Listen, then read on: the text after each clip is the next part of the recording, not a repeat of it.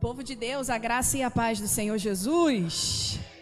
Meus irmãos, que alegria poder estar na primeira terça-feira do ano de 2026 aqui com vocês. Eu pensei que o primeiro lugar que eu ministraria seria lá no campo onde eu congrego na Igreja Assembleia de Deus Ministério Verde Vale Matriz, ali no centro, pastor Luiz Malta. Mas acabou que aprove o Senhor eu estar aqui. Já era propósito. Já era propósito do coração do nosso Pai que eu estivesse aqui. E eu estou muito feliz de conhecer o pastor Leonardo, a pastora Cristiane. Eu já gostei da pastora Cristiane, gente, assim, via WhatsApp. Porque tem gente que não sabe conversar com a gente via WhatsApp. Aquela coisa fria, sem um emoji, sem uma carinha, sem nada, sem uma figurinha. Ela não, ela já me mandou várias carinhas, várias figurinhas. Eu falei, estou em casa, glória a Deus. É bom, né? Não é bom? É a vibe da pastora Aline mesmo, agora eu entendi, entendeu? Pastora Aline, né? E eu estou muito feliz de estar aqui acompanhada também do meu esposo, essa bênção que está aqui sentada aqui na frente junto comigo. O nome dele é Wellington. Me acompanha para tudo quanto é lado, gente. Me carrega, me apoia. Inclusive, hoje tinha algo que ele gosta muito. Hoje tinha um primeiro futebol do ano da Verde Vale. E ele todo empolgado e eu também animada e depois a ficha caiu. Hoje era dia de eu vir para cá. E eu sou muito grata a Deus por esse apoio, por um homem que empodera, incentiva, me manda para frente. Se não fosse o apoio dele, pastores, eu jamais estaria aqui cumprindo aquilo que o Senhor propôs no coração dele. Vamos à leitura do texto que o Senhor separou para nós nessa noite.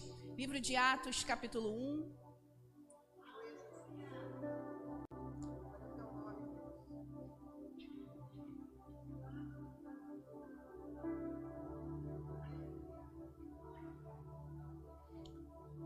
Atos capítulo 1, nós vamos ler alguns versículos a partir do versículo 1 mesmo.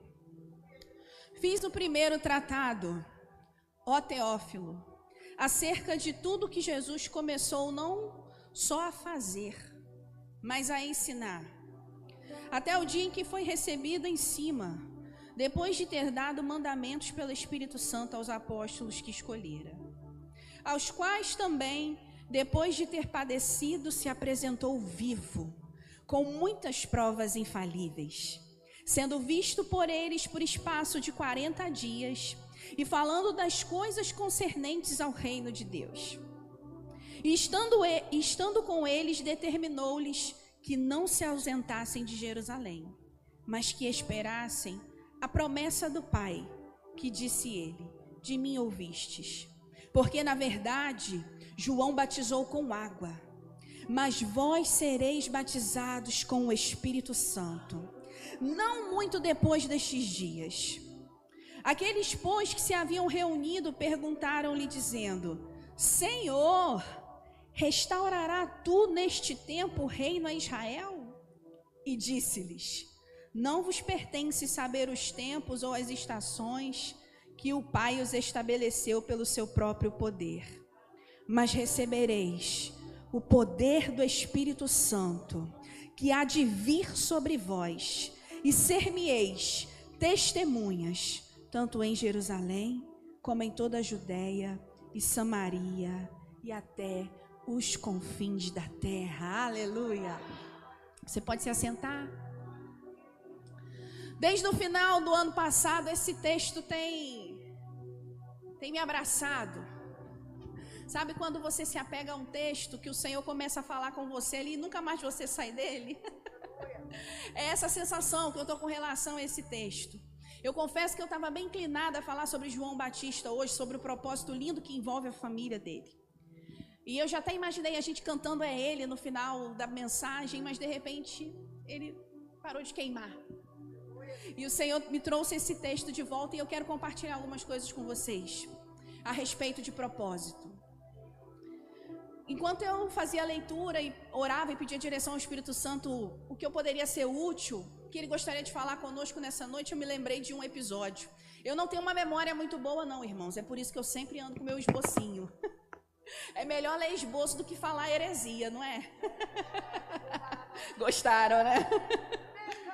Então, E enquanto eu escrevia, eu lembrei de um fato que aconteceu um domingo de manhã lá na igreja, numa escola bíblica dominical.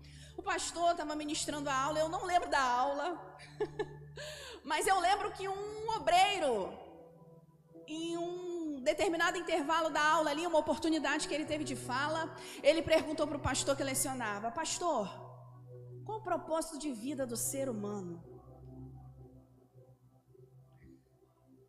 Por que a feição de vocês mudaram? Será que é porque todo mundo, de certa forma, carrega essa interrogação dentro de si, em algum estágio da sua vida? E eu não lembro o que o pastor respondeu para eles, para provar que a minha memória não é muito boa, né?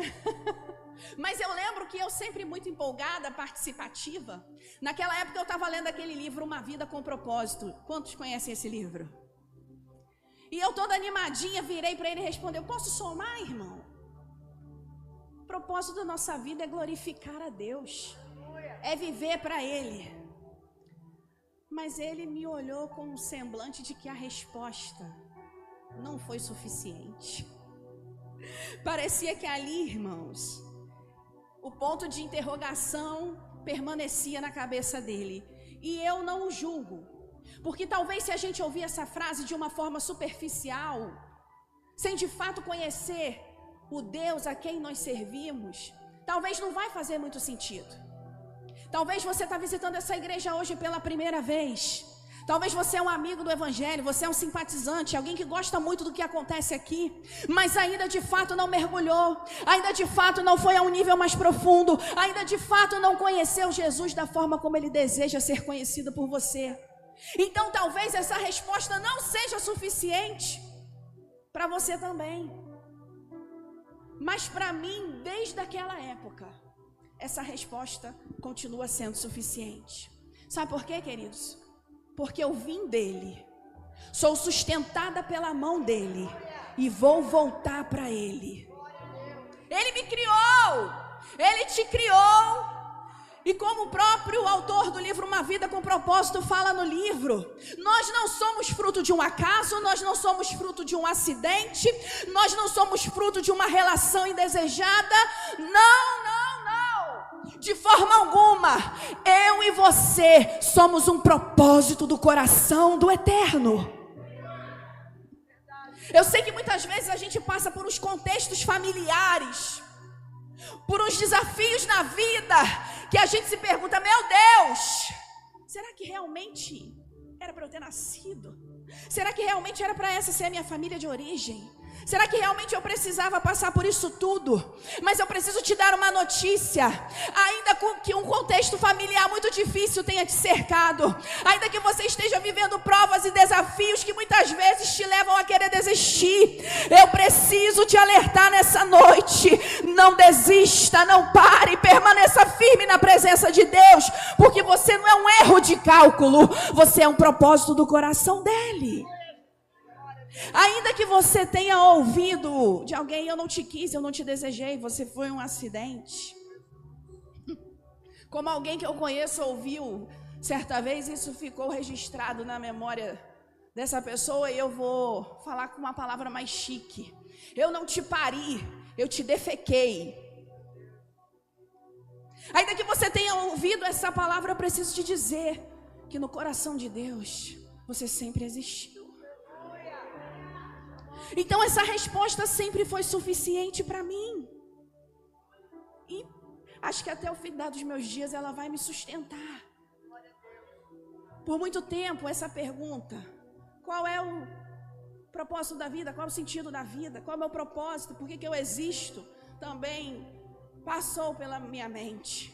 E mesmo com a resposta do livro, que tinha sido suficiente naquela época e é suficiente até hoje, mas em determinados momentos, em determinadas provas, em determinadas angústias, eu me questionei: qual é o meu propósito, Deus? E hoje eu estou aqui no altar ministrando a palavra, mas eu me lembrei também, enquanto eu estudava para estar aqui, de uma oração que eu fiz com cerca de 11 anos de idade. Eu me converti na adolescência. E na igreja onde eu congregava, aos sábados, por volta de 4 horas da tarde, a gente tinha uma reunião de oração dos jovens. Irmãos, eu era desajeitada. Minha família não era evangélica, ninguém frequentava a igreja comigo.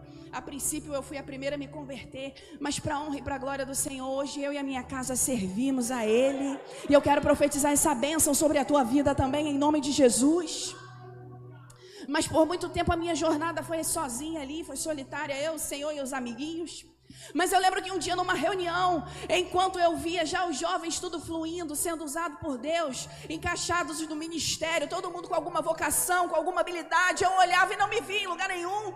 E eu falava, qual é o meu propósito, Deus? Se liga que Deus vai trazer resposta para um coração já agora. Qual é o meu propósito, Senhor? Não me encaixe em nada aqui. Eu acho que eu não vou conseguir fazer nada certo nesse lugar, nesse ambiente. Isso eu orava assim no meu íntimo com o Senhor. De repente a minha pastora foi tomada pelo poder do Espírito Santo e ela veio até a mim e proferiu palavras proféticas ao meu respeito e dizia que Ele ia me ensinar o que eu devia fazer.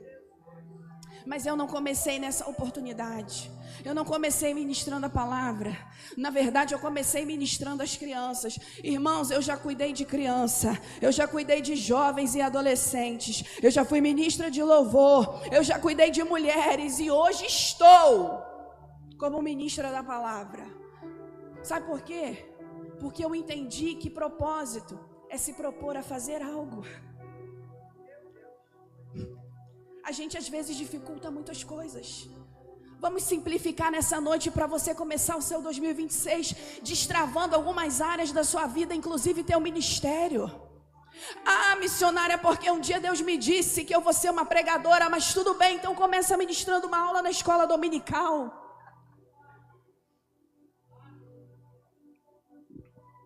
Eu aprendi que propósito é se propor a fazer algo. Olha que coisa linda, hoje você já cumpriu um propósito. Você poderia ter ficado em casa, mas você propôs no seu coração a colocar uma roupa e vir a esse lugar, e você cumpriu o propósito que o Espírito Santo colocou no teu coração. Então certa vez eu ouvi uma pastora falar, não fique preso, não fique presa a alguns rótulos que muitas vezes a gente vai se deparar diante da nossa vida ministerial e da nossa caminhada com Cristo. Tenha prazer em servir. Sirva,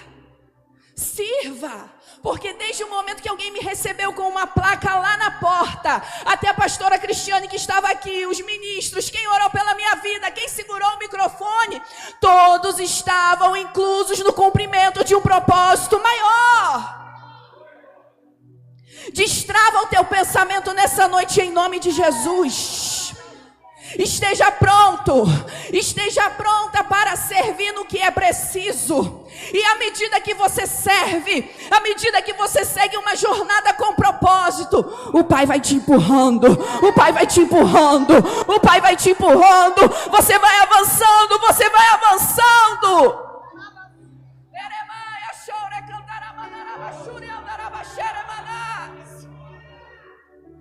Queridos, Deus dá a medida que a gente suporta.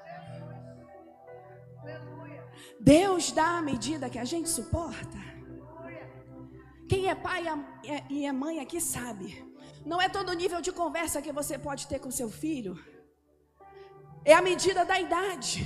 É a medida da maturidade que você consegue conversar sobre alguns assuntos. Então entenda uma coisa. Se envolva para crescer. Tenha um espírito pronto para servir. Deixa o Espírito Santo construir uma jornada linda. Então aquela resposta para mim ficou mais clara e suficiente quando eu entendi. Deus, o Senhor tem um propósito. Eu sei que o Senhor também tem um propósito específico para a minha vida e tem para a vida de cada um de vocês que estão aqui nessa noite.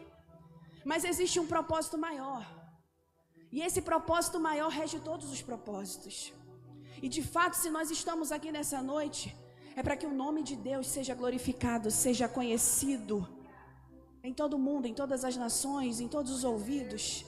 E que nós nos relacionemos com Ele, que nós o conheçamos. Quando a gente olha para o texto que nós lemos, principalmente no versículo 8, aqui um revelar. É como se Jesus estivesse contando para os discípulos um propósito universal, que ele falou para os discípulos que estavam com ele ali naquele período, e que permanece até no dia de hoje. Então, quando eu olho para o capítulo 1 de Atos e para algumas coisas que acontecem aqui até o capítulo 2, eu vejo, irmãos, que existem coisas que são comuns, que aconteceu naquele tempo, aconteceu com os discípulos e vai acontecer com a gente também, enquanto a gente segue uma jornada rumo ao propósito daquilo que Deus tem para fazer através de nós e através das nossas vidas. Eu quero voltar um pouquinho porque eu amo o início disso daqui. Jesus morre, né, se entrega ali na cruz, ressuscita. Foi um cenário muito difícil, porque pensa, vamos nos colocar no lugar dos discípulos. Eles estavam caminhando 3 anos com Jesus, vendo tudo que Jesus fazia, a forma como Jesus falava, a forma como Jesus tratava as pessoas, a forma como Jesus curava, libertava, ressuscitava mortos. Nem tudo que Jesus fez ficou registrado, porque senão não caberiam em livros. E Jesus sinalizou para eles, olha, eu vou para o Pai, é preciso que eu vá. Mas parece que a ficha não caiu, né? Parece que a ficha não caiu. Quando Jesus é preso, todo mundo foge, todo mundo mete o pé. E a gente julga os discípulos, mas será que a gente não ia fazer o mesmo, vendo aquele cenário pegando fogo? Todos fogem. Pedro, que bateu no peito e disse, estou contigo até o final. Vocês já sabem. Na cruz, só temos João, a princípio o discípulo mais novo de Jesus, segundo a tradição. Por isso que a gente não pode desprezar a mocidade, a juventude. A gente precisa acreditar nos jovens, porque tem jovens queimando sim pela presença. Tem jovens sim queimando por Jesus. E as mulheres estão ali, nós mulheres, né? Fazer o quê? Depois daquilo tudo ali, eles se juntam, se reúnem, se trancam em uma casa, como João diz, com medo dos judeus. Então o cenário não era bom, irmãos. O cenário era difícil. Mas Jesus ressuscita, vai fazer uma visita para eles, come, bebe e passa 40 dias ensinando e orientando a eles tudo o que viria agora no próximo capítulo da jornada. O que os esperavam agora, já que a presença física de Jesus não estaria com eles. Isso faria muita diferença. Você está 3 anos andando com alguém ali. Não sei se alguém que gosta de assistir The Chosen, eu gosto muito. Aí acompanha o Instagram também. Tem um meme lá no Instagram que eu amo, quando eles colocam Jesus roncando, para mostrar o lado humano de Jesus. Aquele povo, aqueles homens, aqueles discípulos comeram, beberam, andaram, provavelmente viram Jesus roncar em um dia de cansaço. E agora a sua presença física é retirada. Então eles ficam atravessados. O cenário é difícil. Mas Jesus fala para eles, nesses 40 dias, fiquem em Jerusalém, até que do alto vocês sejam revestidos de poder. Até que a promessa do Pai se cumpra na vida de vocês. E existem alguns pontos em comum com que os discípulos atravessaram, que eu percebo que nós atravessamos na nossa jornada da vida. Até que de fato possamos viver uma ativação para cumprir o propósito. Primeira coisa que me chama a atenção aqui na orientação de Jesus. Jesus disse para eles, fiquem em Jerusalém. Talvez se a gente lê essa expressão de forma corrida, a gente pensa que é só um posicionamento geográfico, mas não. Ficar em Jerusalém representava um momento difícil, porque como eu disse, eles estavam com medo dos judeus, porque já que mataram Jesus, o que garante que não ia matar eles também? Jerusalém era um lugar desconfortável. Jerusalém era um lugar de tensão. Jerusalém era um lugar de medo. E Jerusalém precisou ser um lugar de espera. Na jornada da vida, inevitavelmente, em alguns momentos nós vamos ter que ficar em Jerusalém. Jerusalém pode representar um lugar físico que você não gostaria de estar, mas no momento você está precisando ficar. Pode representar um sentimento, algo que você está tendo que lidar, uma situação, uma circunstância.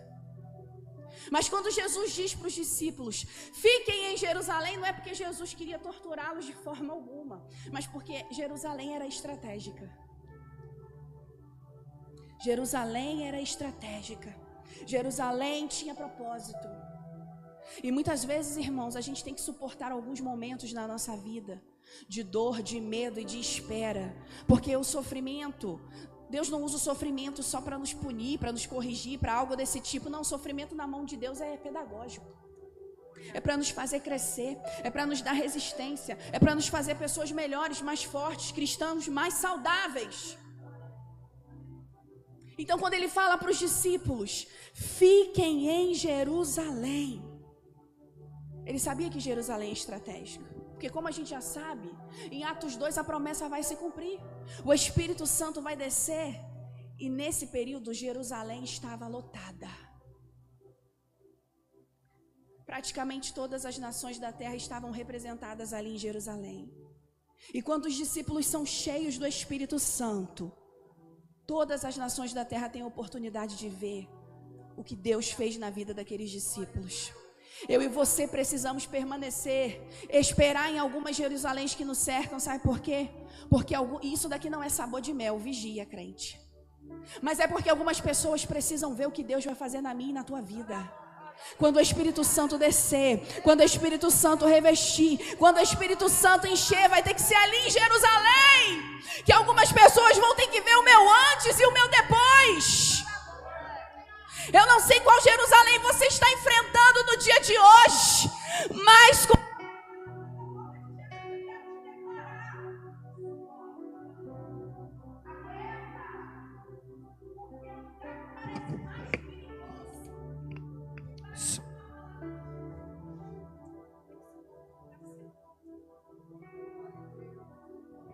Jerusalém de fato poderia ser perigosa naquela época, mas debaixo de uma palavra de Jesus era o melhor lugar para estar. Porque o melhor lugar para nós estarmos, irmãos, é onde a palavra nos alcança, é onde a palavra nos sustenta, é onde aquilo que saiu da boca de Deus nos mantém de pé. Eles estão ali em Jerusalém. Fiquem em Jerusalém. Jesus continua dando algumas orientações a respeito dos próximos capítulos da jornada, enquanto eles vão cumprir um propósito que se estende até nós nos dias de hoje. Só que há uma coisa nessa conversa que me chama muita atenção, porque em meio a isso tudo que Jesus está falando, que Jesus está prometendo, no versículo 5 Jesus está falando, vocês vão ser batizados com o Espírito Santo. E no versículo 6 eles perguntam sobre política para Jesus. É agora que o Senhor vai restaurar o reino de Israel? Irmãos, a pergunta deles não é sem fundamento, tem sua importância. Por quê? Porque eles estavam sob o domínio de Roma. Eles queriam se ver livres desse jugo. Mas Jesus está falando de poder. Jesus está falando de ser cheio do Espírito. Jesus está falando de viver uma vida que transcende essa vida natural e andar em outro patamar, em outro nível. Mas eles ainda assim estavam presos a coisas terrenas. Aí Jesus dá uma cortada, né? Não é dar conta de vocês saber dos tempos, das estações, das épocas.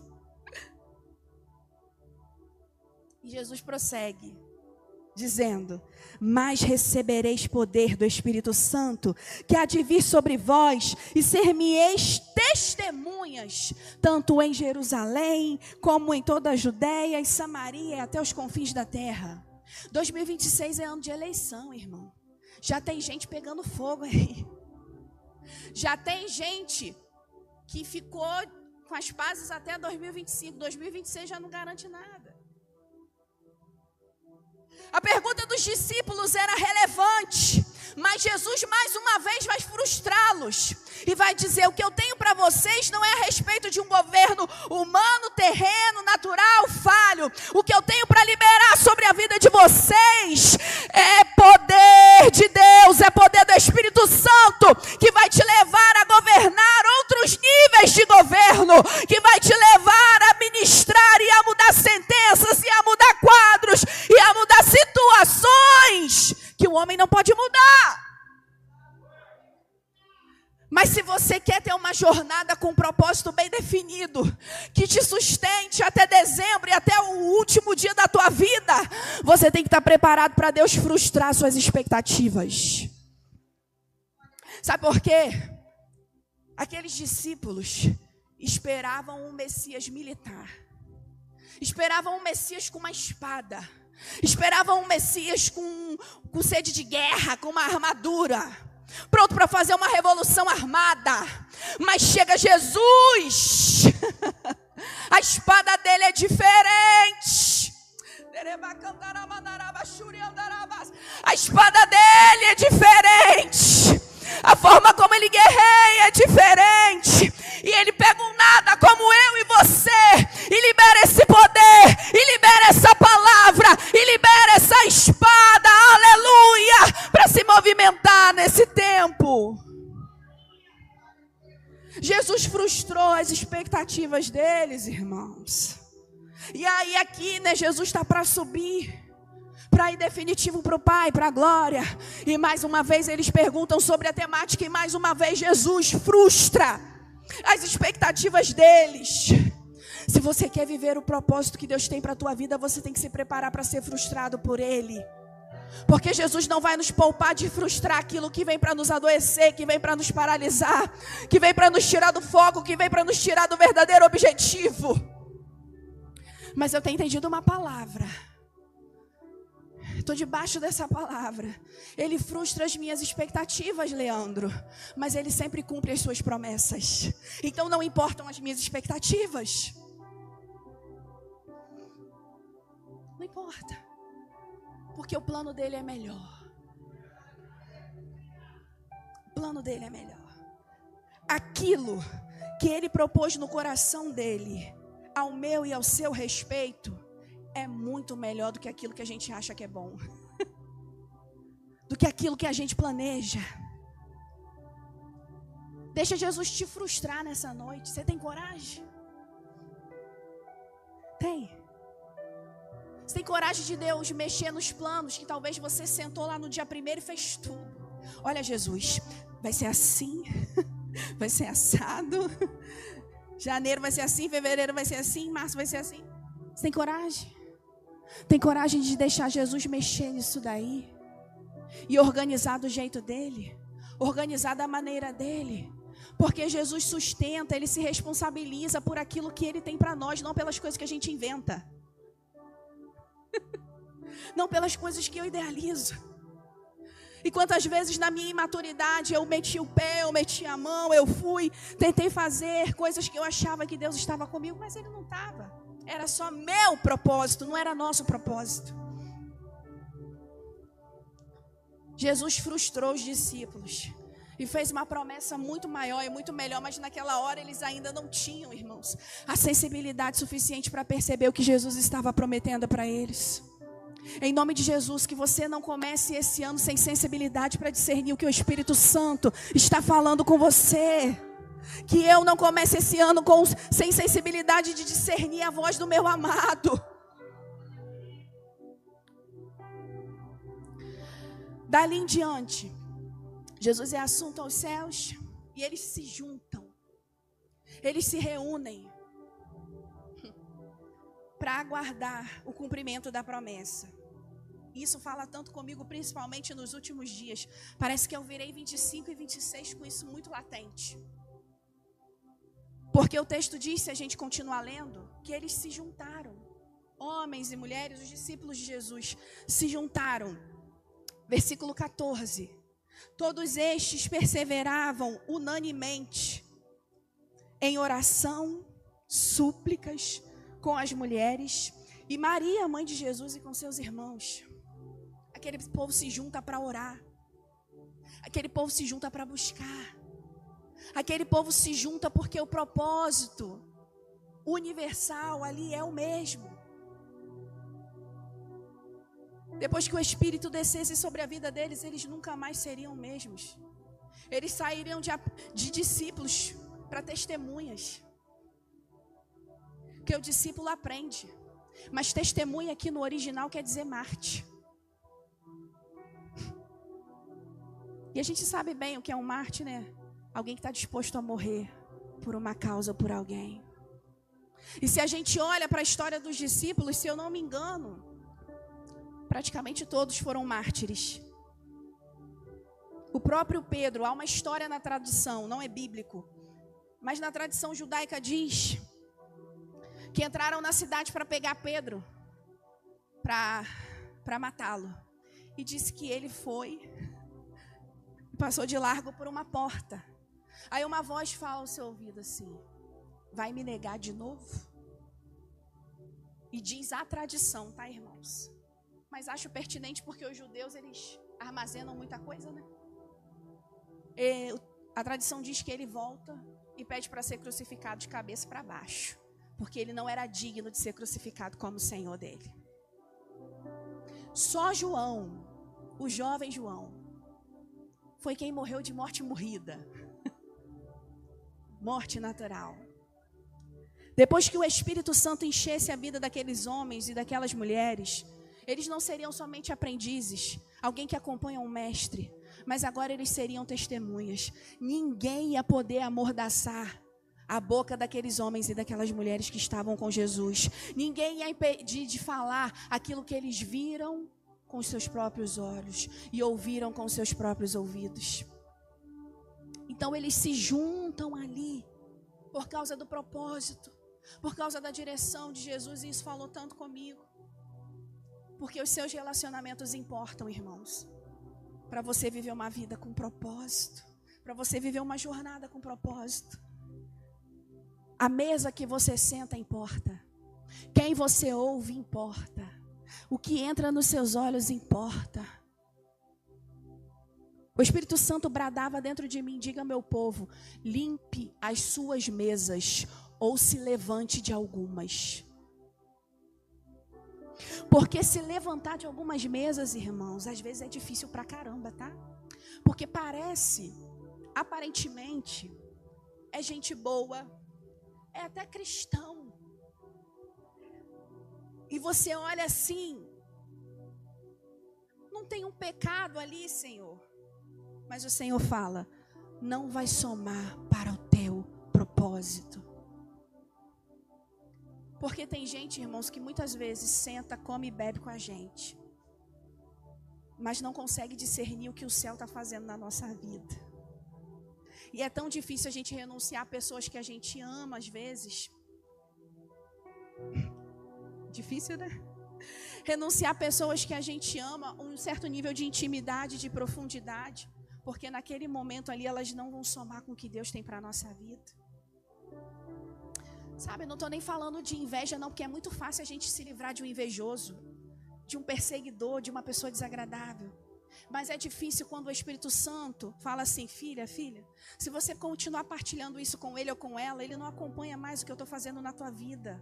Libera. Levanta da mesa. Foi difícil. Foi difícil. Tem sido em alguns momentos. Irmãos, e não é porque nós somos melhores do que ninguém, não. É porque tem gente que está vivendo outra estação. E ainda falta maturidade. Quantos estão comigo aqui nessa noite? Limpa a mesa. Ou se levante de algumas. Diga tchau. Para de alimentar e de nutrir algumas conversas que não estão te levando para perto do teu propósito. Só estão te afastando daquilo que Deus tem para a sua vida. Limpa a mesa. Dê tchau. E é agora, tá? É no início do ano. Não fica empurrando, não. Você já teve sinais. Muitas vezes a gente nega os sinais. A gente finge que não é com a gente finge que não está acontecendo. A gente fala: não, é um momento difícil que a pessoa está passando. Mas o Espírito está falando assim: organiza isso. Bota cada um no seu lugar. Bota cada um no seu lugar. Irmãos, eu não estou falando sobre irmandade. Não estou falando sobre servir, sobre ser irmão em Cristo. Não é isso. Mas é que tem gente que tem um acesso muito profundo a nós. Porque mesa é isso, né? Mesa é intimidade. É sobre isso que o Espírito Santo está falando. Tu não vai ter teu propósito ativado. Se você chega num culto desse, tu recebe fogo, fogo, fogo, poder, unção, glória. E aí quando tu chega e senta naquela mesa, parece que tudo que tu recebeu aqui é apagado. Tu sai daqui dando glória, aleluia, crendo nas promessas. E aí quando tu senta naquela mesa, mas também, né?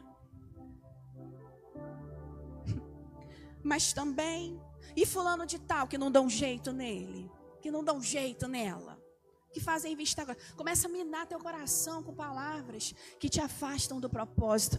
Limpa a mesa em nome de Jesus. Tenha coragem, receba a coragem da parte do Espírito. Enquanto nós estamos ali na jornada para viver o propósito do Senhor em nossas vidas, para cumprir aquilo que Ele tem para nós, nós precisamos estar devidamente posicionados no lugar onde o cumprimento da promessa vai acontecer na nossa vida. E isso fala sobre o que, irmãos? Não desistir, não parar. E se os discípulos tivessem pensado, não vou esperar 10 dias, não vou esperar 9, não vou esperar 8, Jesus não fez agora, eu vou meter o pé de Jerusalém, não quero saber disso daqui, vou embora. Não, eles permaneceram unidos. Atos 2, versículo 1 diz o seguinte: estavam todos concordemente no mesmo lugar. Não é tempo de parar. Não é tempo de desistir. É tempo de você se juntar. Como a gente gosta de dizer, o pentecostal, unir as brasas e permanecer no lugar, até que do alto venha o revestimento de poder, até que do alto venha a autorização, até que do alto venha o poder de Deus, para que você possa ir viver um novo nível da tua jornada. Não é tempo de parar, não é tempo de desistir, aleluia. Eu sei que alguém precisa ouvir isso aqui nessa noite. Você chegou nesse culto cansado, você chegou nesse culto cansada, querendo parar, querendo desistir. Mas o céu está se movimentando ao teu favor nessa noite. Essa palavra entra como pão no teu ser, para te nutrir, para você caminhar, para você prosseguir na presença dEle. Aleluia, aleluia. Feche seus olhos rapidinho aí no seu lugar e receba desse pão que vai fortalecer a tua caminhada no ano de 2026. Receba desse pão do céu, aleluia. Oh, Espírito Santo, Espírito Santo, Espírito Santo, nós estamos sim com fome e com sede. Fome e sede de Ti. Aleluia, aleluia, aleluia, aleluia. Receba desse pão. Ele é o pão, Ele é o pão, Ele é o pão. Ele está te nutrindo, Ele está te dando força. Ele está te nutrindo, Ele está te dando força. Você achou que você não ia suportar, mas você suportou. Olha você aqui no dia de hoje. Olha você aqui no dia de hoje. No capítulo 2 de Atos, a promessa se cumpre. Não houve desistência. Não retrocederam. E foram revestidos para viver uma nova fase da jornada. Quando eu olho para Jesus, eu acho que Jesus... Não estranha a palavra que eu vou usar, porque vem a palavra que vem. Mas eu penso em um Jesus divertido, dinâmico, alegre, animado. Jesus não quer que a gente viva na mesmice. Ele tem novos níveis para mim e para você. Ele tem experiências novas para que nós possamos desfrutar na presença dEle. E à medida que Ele tem algo novo para mim e para a sua vida, vem uma porção nova, vem uma porção fresca, vem uma unção nova, para que nós possamos suportar os próximos capítulos. Nós podemos fazer seminários, conferências, ler livros, Tudo para fortalecer e potencializar uma jornada cheia de propósito. Mas nada, de fato, vai nos sustentar se não formos cheios do Espírito Santo. Teu propósito para início de conversa hoje, ou para o fim, caminhando para o fim da conversa, é glorificar a Deus e se relacionar com Ele. Alguns vão glorificar a Deus pastoreando uma igreja. Outros vão glorificar a Deus cuidando de uma empresa. Outros vão glorificar a Deus na escola, na faculdade. Outras vão glorificar a Deus na maternidade. A jornada pode ser diferente. E vai ser, porque cada um tem uma história. Cada um tem algo que Deus planejou para si. Mas o propósito principal sempre vai ser o mesmo: torná-lo conhecido. Eu não sei como você tem vivido a sua vida, como tem sido os seus dias, mas eu quero te encorajar nessa noite a pedir a Ele: Espírito Santo, enche a minha vida, para que eu possa cumprir o propósito, para que através daquele bolo de pote que eu faço, alguém te conheça, para que através daquele carro que eu conserto, alguém te conheça. Dá para perceber, né, irmãos, que eu tô assim, com excesso de gostosura, como diz o povo, né? E por muito tempo eu resisti à tal da academia, pastora. Mas chegou no final do ano passado, o Senhor falou assim: tu vai. Aquilo me pegou forte. Eu fui parar na academia. E eu que pensava, irmãos, que quando eu fosse malhar, eu ia malhar numa academia toda bonitinha. Não te contei isso, né? Mas na minha cabeça eu ia tipo assim, malhar numa academia legal. Fui parar numa academia de bairro. Só loucura, irmãos. Você malha com aonde o negócio encaixa. Mas quando eu meti o pé lá, o Senhor falou comigo: te coloquei aqui por um propósito.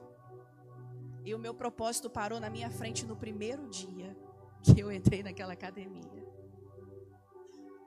E eu tô lá com o meu propósito, que é árduo, irmãos.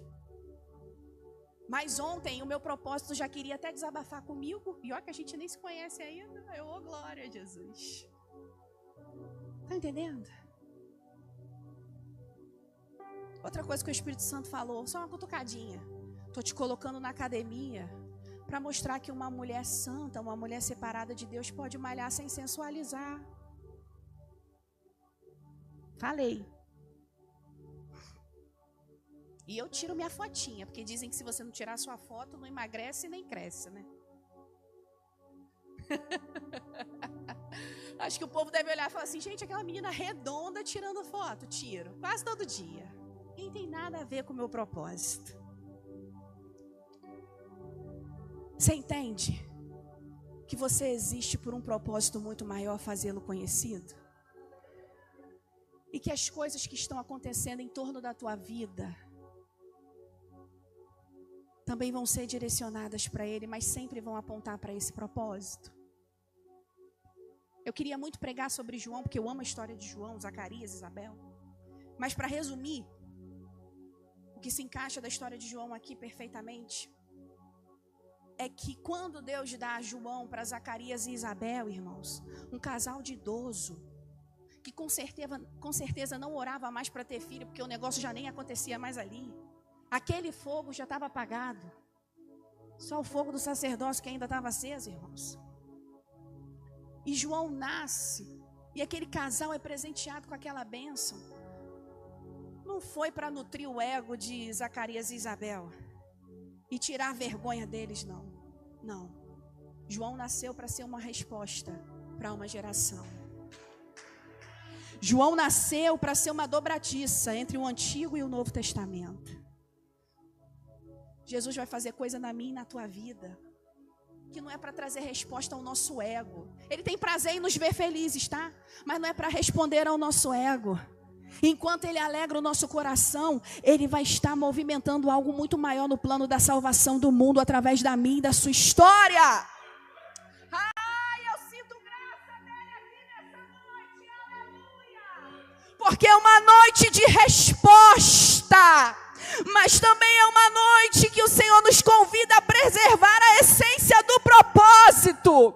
Ele pode curar, Ele pode libertar, Ele pode te enriquecer, Ele pode fazer um milagre, Ele pode abrir a porta, mas o propósito sempre vai ser salvar vidas. Você está preparado para viver isso? Cadê aqueles que estão preparados para viver o propósito de Deus? Ai, cadê aqueles que vão encontrar contentamento em viver a vontade de Deus? Eu quero te convidar a se colocar de pé nessa hora em nome de Jesus. Quero te convidar ao altar. Você que diz sim ao propósito. Sim ao propósito de Deus. Sim ao propósito do Pai. Cadê você? Cadê você que tem coragem de entregar a tua agenda? A tua agenda na mão do Senhor Jesus e dizer: é o teu propósito, é aquilo que você propõe, Jesus, não aquilo que eu quero.